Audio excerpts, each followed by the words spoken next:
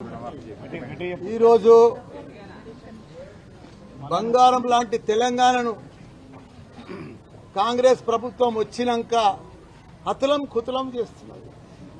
అసలు ఎవరికి అర్థమే అయితే లేదు. ప్రజలంతా అయోమయంలో పడిపోయినారు. రైతులు ఇప్పుడు ఈరోజు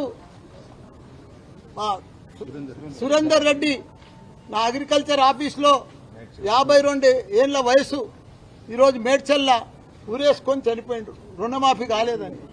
ప్రతి ఒక్క రైతులు కూడా మా కేసీఆర్ పాలనలో రైతులు ఎంత ఆనందంగా ఉన్నారు, ఎంత పంటలు పండించారు, దేశానికి ఆదర్శంగా నిలిచింది. మా తెలంగాణ రాష్ట్రం పంటలలో రైతులలో అంత మంచిగా నడిచే రైతులన్నలు ఇవాళ కాంగ్రెస్ వచ్చినాక అతలం కుతలం అయిపోతుంది. రుణమాఫీ చేస్తా అంటారు, మోసపూడితే మాటలు చెప్తారు, 32 కోట్లు అంటారు, 31 కోటి అంటారు, 42 కోట్లు అంటారు. మళ్ళీ ఆఖరికి ఇచ్చేది 10-12 కోట్లే. అవి కూడా ఎటు కాకుండా ఇచ్చేసారు. మళ్ళా గుడ్ల మీద ఒట్లు తింటారు, దేవుళ్ళ మీద ఒట్లు తింటారు. ఆ ఒట్లకు కూడా సరిగా చెయ్యరు. ఎక్కడ చూసినా ఇప్పుడు చూసినా అత్యాచారాలు, గుండాయిజము, రౌడీజము, ప్రతి జాగాలో కూడా ఇదే నడుస్తుంది. దయచేసి ప్రజలందరూ కూడా అల్లకల్లోలంగా ఉన్నారు. మంచిగా ప్రభుత్వం నడవాలి. కాంగ్రెస్ ప్రభుత్వం వచ్చినాక పెద్ద పెద్ద స్కీములు చెప్పిర్రు, కానీ వాళ్ళు ఏం ఇంప్లిమెంట్ చేయలేకపోతున్నారు. రైతులను కూడా రుణమాఫీ చేసి రైతులను ఆదుకోవాలని కూడా, మిగతా రుణమాఫీ చేసి ఆదుకోవాలని కూడా కోరుతున్న అందరికి కూడా నమస్కారం. పెద్దపల్లి జిల్లా సుల్తానాబాద్ లో 6 సంవత్సరాల అమ్మాయి పైన అత్యాచార యత్నం జరిగింది. భూపాలపల్లి జిల్లాలో రక్షించాల్సిన పోలీస్ మహిళా కానిస్టేబుల్ మీద స్వయంగా వాళ్ళ ఎస్ఐ గారే అత్యాచారం చేసినట్టుగా మనందరం కూడా చూశాం. వనస్థలీపురంలో ఒక సాఫ్ట్వేర్ ఇంజనీర్ మీద అత్యాచార యత్నాన్ని చూశాం. నల్లగొండ జిల్లా శాలిగౌరారంలో ఒక దివ్యాంగ మహిళ పైన అత్యాచార యత్నం జరిగింది. నిర్మల్ నుంచి బస్సులో హైదరాబాద్కు వస్తా ఉంటే ఆ ప్రైవేట్ బస్సులో డ్రైవరే మహిళ పైన అత్యాచార యత్నం చేసిందని ఆ మహిళ ఉస్మానియా యూనివర్సిటీ పోలీస్ స్టేషన్లో కంప్లైంట్ చేసిన విషయాల్ని మనం చూశాం. అంటే ఇలా ఈ ప్రభుత్వం వచ్చిన తర్వాత అసలు లా అండ్ ఆర్డర్ అంతా కూడా కుప్పైపోయింది. 9 నెలల కాంగ్రెస్ ప్రభుత్వ హయాంలో రాష్ట్రంలో 1900 అత్యాచారం కేసులు నమోదైనాయి. 1900 అత్యాచార కేసులు నమోదైపోయినాయి. సబితక్క గారు అసెంబ్లీలో మాట్లాడుతూ ప్రతిరోజు అత్యాచారాలు జరుగుతున్నాయి, మహిళలకు భద్రత కరువైపోయింది, ఈ ప్రభుత్వం ఫెయిల్ అయిపోయిందని సబితా ఇంద్రారెడ్డి గారు శాసనసభలో మాట్లాడితే మరుసటి రోజే హైదరాబాద్ లో 4 అత్యాచారాలు జరిగినాయి. అసెంబ్లీలో మాట్లాడిన తెల్లారే 4 అత్యాచారాలు జరిగినాయి. అంటే ఈ ప్రభుత్వం మొద్దు నిద్రపోతా ఉంది. ఒకప్పుడు కేసీఆర్ గారి హయాంలో షీ టీమ్స్ పెట్టి రక్షణకు కేర్ ఆఫ్ అడ్రస్ గా హైదరాబాద్ ను మార్చారు. అప్పుడు ఏమన్నారు, తెలంగాణ రాష్ట్రం వస్తే ఇక్కడ శాంతి భద్రతలు ఉండవని, మత కలహాలు జరుగుతాయని, నక్సలైట్లు రాజ్యం వెళ్తారని ఎన్నో అనుమానాలు సృష్టించారు, అపోహలు సృష్టించారు. కానీ కేసీఆర్ గారు 10 ఏళ్లు ఈ రాష్ట్రాన్ని, హైదరాబాద్ ను కంటికి రెప్పలాగా కాపాడుకున్నాం. లా అండ్ ఆర్డర్ లో దేశానికే ఆదర్శంగా తెలంగాణని తీర్చిదిద్దారు. మహారాష్ట్రలో ఒక పోలీస్ సమ్మిట్ లో కేంద్ర హోంశాఖ మంత్రి తెలంగాణ పోలీసులు అత్యద్భుతంగా పనిచేస్తున్నారని పబ్లిక్ మీటింగ్ లో కేంద్ర హోంమంత్రి తెలంగాణను ప్రశంసించారు.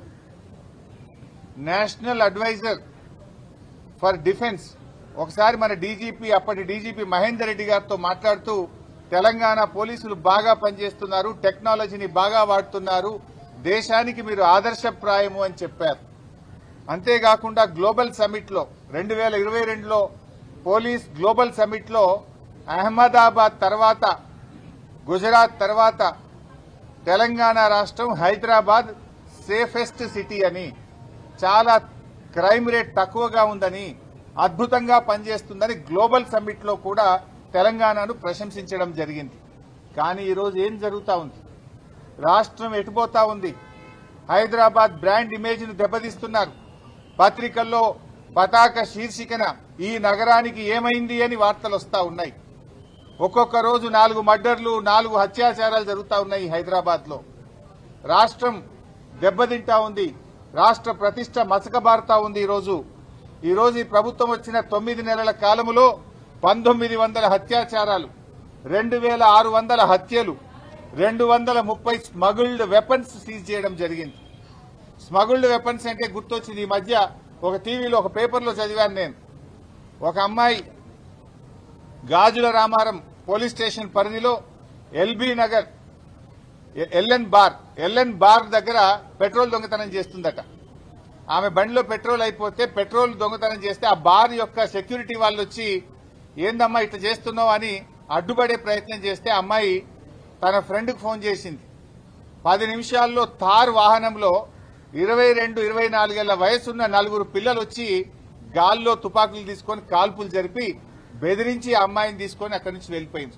అంటే ఎక్కడికి వెళ్ళి వస్తున్నాయి ఈ తుపాకులు? ఒకప్పుడు బీహార్లో ఉండే ఈ నాటు తుపాకులు ఇవాళ తెలంగాణలో నాటు తుపాకులు రాజ్యం వెళ్తున్నాయి. 22-24 ఏళ్ల యువకుల చేతుల్లో నాటు తుపాకులు ఉన్నాయి. పోలీసులు వాళ్ళని సబ్మిట్ చేసినప్పుడు నువ్వు ఎందుకు ఈ తుపాకులు ఎక్కడి నుంచి తెచ్చినావని ఆ పిల్లల్ని అడిగితే బీహార్ పోయి కొనుక్కొని వచ్చినా మేము రియల్ ఎస్టేట్ వాళ్ళని బెదిరించి డబ్బులు సంపాదించుదామని తుపాకులు తెచ్చినామని ఆ పిల్లలు చెప్పినట్టుగా పోలీసులు చెప్పిన వార్త నేను చూశాను. కేసీఆర్ గారి హయాంలో 5 ఏళ్లలో 2018 నుంచి 2023 వరకు ఈ స్మగుల్డ్ వెపన్స్ ఎన్ని సీజ్ చేసిందంటే 200 సీజ్ చేసింది. కానీ కాంగ్రెస్ ప్రభుత్వం వచ్చిన 9 నెలల్లో 230 స్మగుల్డ్ వెపన్స్ సీజ్ అయినాయి. అంటే నాటు తుపాకులు రాజ్యం వెళ్తున్నాయి. అడ్డగోలుగా స్మగుల్డ్ వెపన్స్ ఈ రాష్ట్రంలోకి దిగుమతి అవుతా ఉన్నాయి. లా అండ్ ఆర్డర్ కుప్పగూలింది. ఇవాళ ప్రభుత్వం నిద్రపోతున్నటువంటి పరిస్థితి మనం చూస్తా ఉన్నాం. అంటే ఈ రకంగా మొత్తంగా మన రాష్ట్రం యొక్క క్రెడిబిలిటీని దెబ్బతీస్తా ఉన్నది ఈ ప్రభుత్వం. మరి కొత్త డీజీపీ వచ్చిండు. ఈ డీజీపీ గారు వచ్చిన తర్వాత ఆయన వచ్చి అంత 2 నెలలు అయిందో లేదో 2 నెలల్లో రాష్ట్రంలో 4 మత కలహాలు జరిగినాయి. ఆ రోజు 10 ఏళ్ల కేసీఆర్ గారి హయాంలో ఎక్కడా మత కలహాలు జరిగేది కావు. ఈ ప్రభుత్వం ఇవాళ ఈ డీజీపీ గారు వచ్చినాక 4 జరిగినాయి.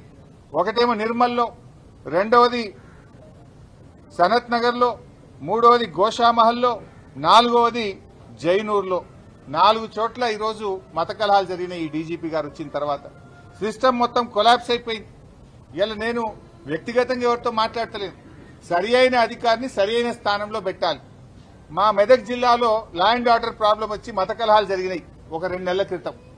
జరిగితే అప్పుడు అక్కడున్న ఎస్పీ గారు బాగాలేరని, డీఎస్పీ గారు బాగాలేరని, వాళ్ళ ఫెయిల్యూర్ వల్ల జరిగిందని వాళ్ళని ట్రాన్స్ఫర్ చేసిండ్రు. ట్రాన్స్ఫర్ చేస్తే ఎక్కడికి చేసిండ్రు? మెదక్లో మత కలహాలు జరిగినాయని లా అండ్ ఆర్డర్ లో ఫెయిల్ అయిందన్న ఎస్పీని తెచ్చి హైదరాబాద్ ఈస్ట్ జోన్ డీసీపీగా పోస్టింగ్ ఇచ్చిండ్రు. అంటే మీరు అవార్డు ఇస్తుండ్రా, ప్రమోషన్ ఇస్తుండ్రా, పనిష్మెంట్ ఇస్తుండ్రా? అంటే మీరు సరిగ్గా పనిచేయడం లేదు. ఈ విషయాలు ఇవన్నీ కూడా చాలా ఆందోళనకరంగా ఉన్నాయి. అందువల్ల మేము కేంద్ర హోంశాఖను కూడా కోరుతా ఉన్నాం. ఈ రాష్ట్రంలో మహిళలకు భద్రత కరువైంది. ఇవాళ లా అండ్ ఆర్డర్ కొలాప్స్ అయింది.